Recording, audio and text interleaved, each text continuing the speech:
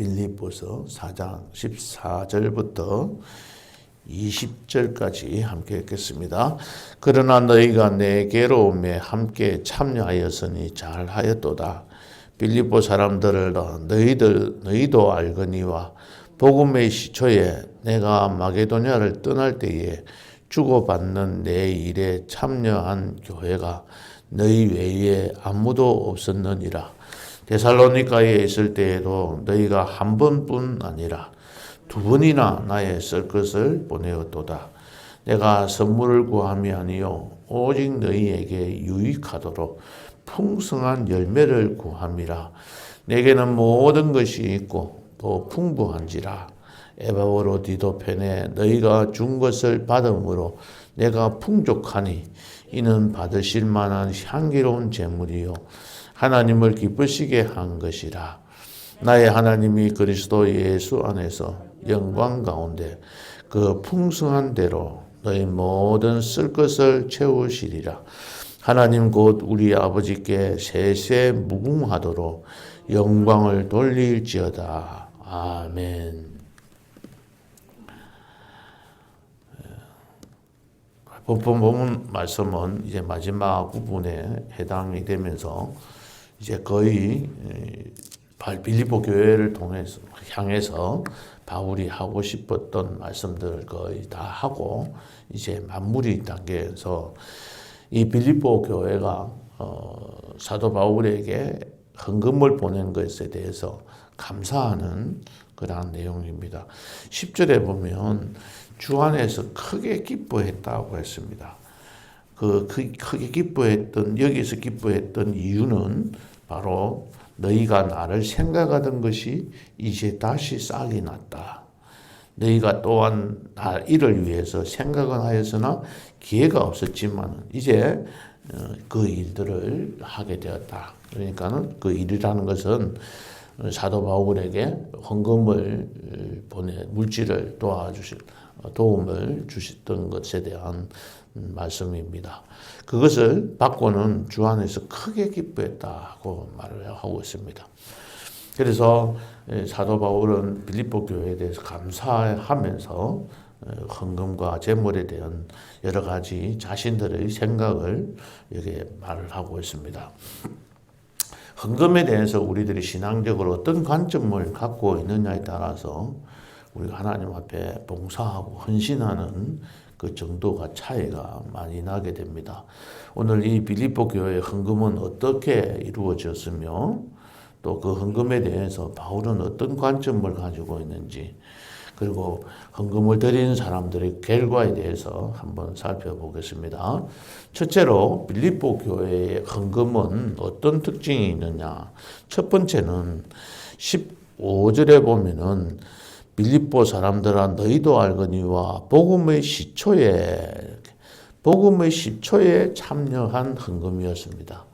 다시 말하면은 빌립보에 처음 복음이 전해졌을 때 신앙도 아직까지 어렸는데도 불구하고 성숙하지 못한 성도였는데도 오히려 성숙한 성도들만이 할 수 있는 구제사업 또 사역자에 대한 지원을 자청하면서 이 일들을 행했다는 겁니다. 물론 처음에 예수를 믿으면 기뻐서 너무 좋아서 하나님 앞에 물질을 드릴 수도 있습니다. 또 그렇지만 또 지나가면 어느 정도 타성에 젖어가지고 그 기쁨이 하나님 앞에 드림이 자꾸 식어져가는 그런 생각들이 들 수가 있습니다. 그런데 오늘 여기 10절에서도 그렇게 이야기했지만 그런 생각들이 다시 싹이 나서 이 일들을 계속했다는 겁니다. 마게도냐를 떠나서 아가야 지역에 있을 때 한 번만 한 것이 아니라 여기 보면은 두 번이나 데살로니가에 있을 때 행했다.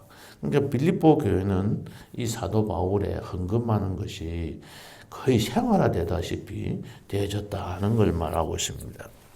그리고 여기 보면은 내 주고받는 일이라고 이야기를 하고 있습니다. 주고받는 일에 참여하였다. 이 주고받는 이 말은 회계장부에서 지출, 수입 이렇게 쓰는 것들 회계장부 써보셨죠? 가계부 쓰시면 이쪽엔 지출, 이쪽엔 수입 이렇게 적고 나누는 그런 용어로 쓰는 말이 주고받는다. 재정적인 상호 교류, 물질적인 선물을 주고 또 받고 하는 그런 거래로 표현을 했습니다. 이 말씀을 읽으면서 이런 생각을 했습니다. 참 하나님께서 사도 바울을 택하셔서 일꾼 삼으신 것은 정말 요즘에 하는 말로 신의 한 수였다. 사도 바울을 아주 택하신 것이 이 기독교가 이렇게까지 세계 모든 나라에 전파되게 되는데 크게 쓰임받은 사람이다 하는 생각이. 만약에 사도 바울이 택함을 받지 않았더라면 어떻게 되었을까 이런 생각도 해봅니다. 그처럼 이 사도 바울은 여기 오늘 회계학에도 상당히 뛰어난 식견을 가지고 있었습니다. 한국말로 번역할 때에 그냥 주고받는 일이라 이렇게 번역할 수밖에 없었다는 거예요. 사람들이 볼 때는, 일반 사람들이 볼 때는. 만약에 경우 회계학에 능통한 사람이 이것을 번역했다면 장부 이런 것들을 좀 표현해서 말을 했을지도 모릅니다. 어쨌든 이 사도 바울은 이런 모든 용어들을 잘 사용해서 적절하게 설명을 했습니다. 그러니까는 빌립보 교회는 바울에게 헌금을 드립니다. 그렇게 준 것이죠. 그 다음에는 받는데 무엇을 받느냐면 영적인 축복을 받게 되는 거죠. 주고 받는 것이 있다는 겁니다. 우리가 하나님 앞에 헌신하고 드리는 것을 끝나는 것이 아니라 다시 받는 게 있다. 그런 의미로 볼 수 있습니다. 주고받는 내 일에 참여했다. 두 번째로 이 빌립보 교회는 자기들만 참여하는 금이었습니다. 그러니까 여기 보면 다른 교회도 상당히 많이 있습니다. 바울이 개척한 교회들이 많은 교회들이 있는데 그 교회들은 이 사도 바울에게 헌금을 해서 보낸 교회들이 없었습니다. 그런데 이 빌립보 교회는 이 마게도냐에서 갑자기 떠날 때, 또 데살로니가에 있을 때, 또 옥에 있을 때, 이럴 때마다 한 번도 아니고 두 번도 아니고 계속해서 이렇게 지원을 해 주었습니다. 그 빌립보 교회만 참여한 교회입니다. 우리는 이렇게 생각할 수도 있습니다.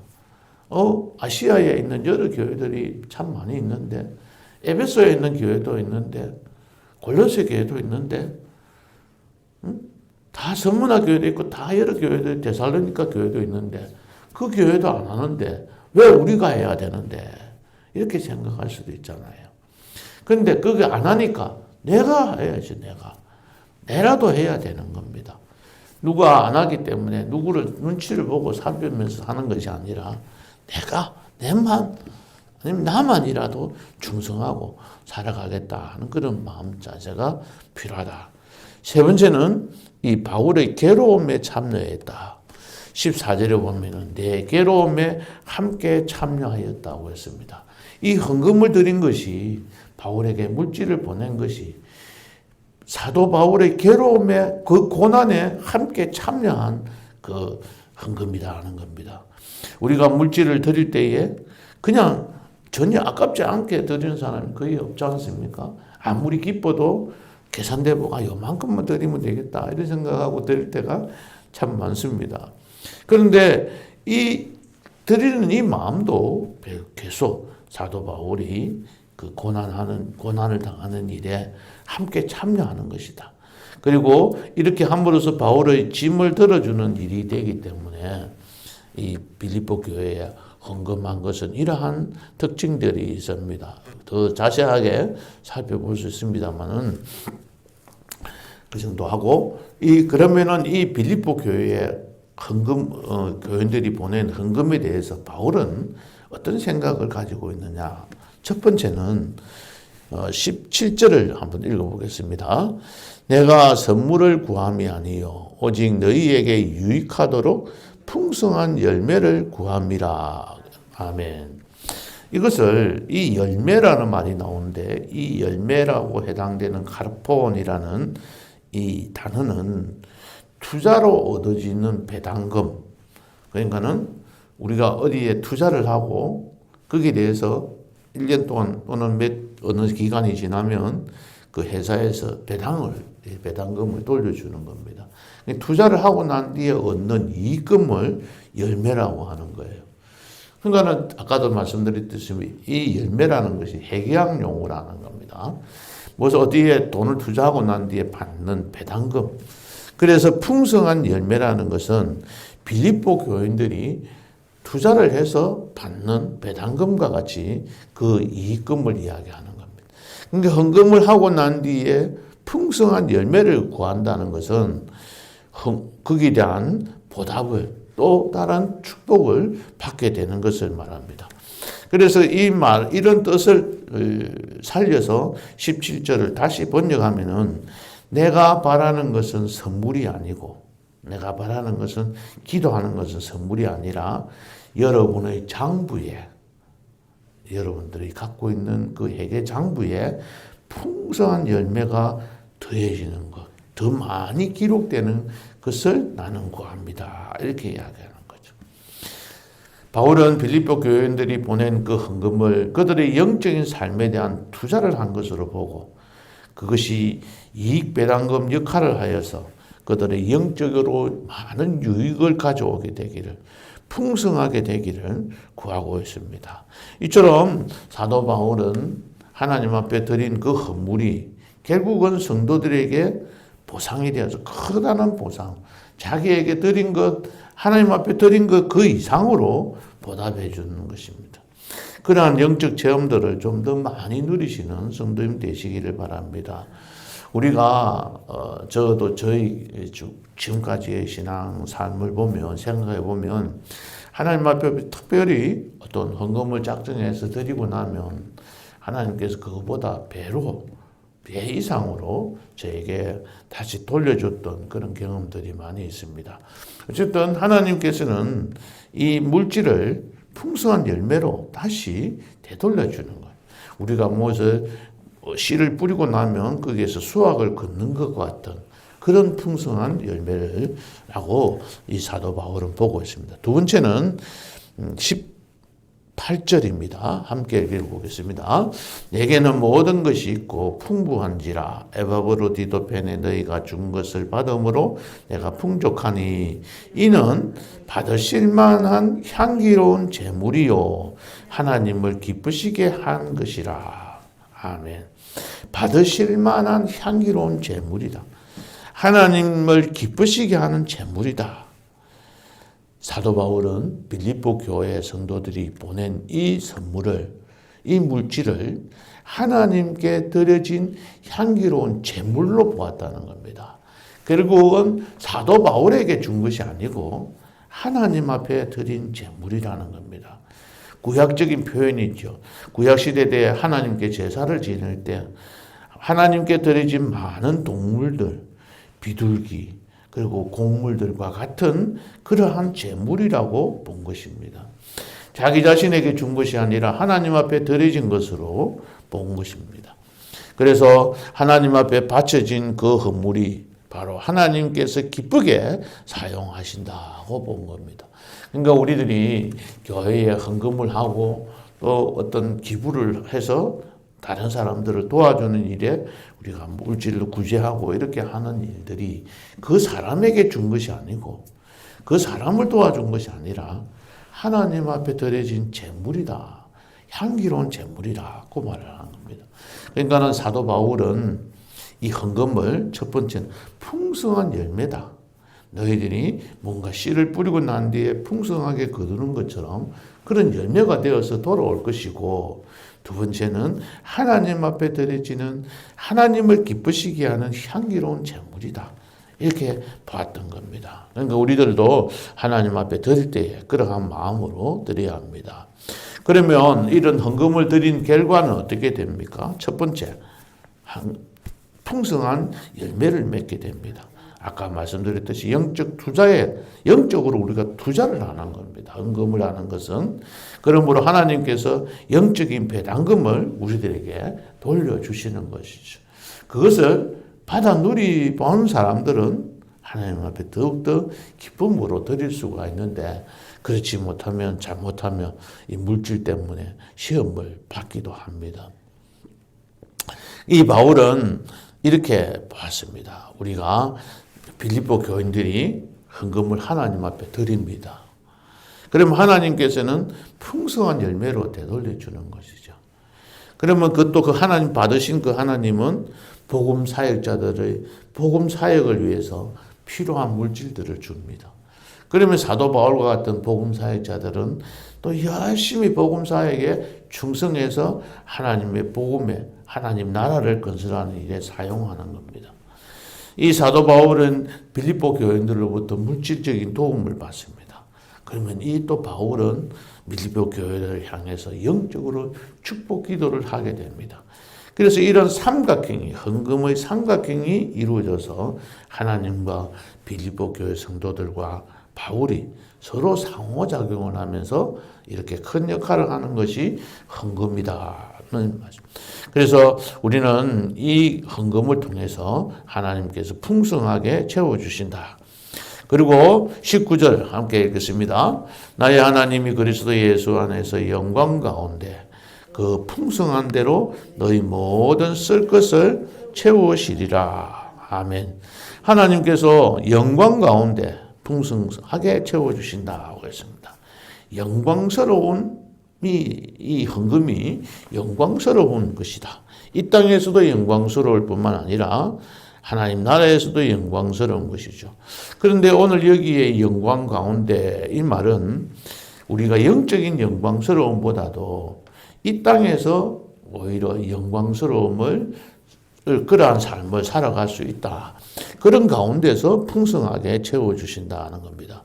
여기서 또 풍성한 대로 채워주신다는 것은 채워주시되 뭐 일부분이나 조금 또 막 받았으니까 마지못해 주는 그런 것이 아니라 하나님께서 주실 수 있는 그 어떤 하나님의 그 능력, 크신 능력으로 우리에게 필요한 것을 풍성하게 차고 넘치도록 채워주신다는 겁니다. 그런 우리에게 결과를 주시는 그 하나님이십니다. 말씀을 맺겠습니다. 20절을 함께 읽겠습니다. 하나님 곧 우리 아버지께 세세 무궁하도록 영광을 돌릴지어다. 아멘. 하나님께서 채워주실 것을 믿는 사람들은 마지막에는 하나님께 마땅히 영광을 돌리며 살아가야 합니다. 마지막에 있는 아멘 이런 말은 그 사실을 더욱 확실하게 믿고 있음을 확인하는 과정입니다. 이것은 마치 계약서를 쓰고 마지막에 자필로 서명하는 것이나 또는 날인하는 것 같은 효력을 발생합니다. 우리의 모든 삶의 목적이 항상 하나님 아버지께 영광을 돌리며 살아가는 그런 오늘 하루가 되시기를 예수님의 이름으로 축복합니다. 기도하시겠습니다. 하나님 앞에 드림이 풍성한 열매가 되어지고 또 하나님 앞에 드림이 향기로운 제물이 됨을 우리가 다시 한 번 더 깨닫고 하나님 앞에 더 크게 헌신하고 봉사하고 물질로 주님 앞에 드리는 그러한 삶을 살아가기를 다짐하고 이제 삶의 터전으로 돌아갑니다.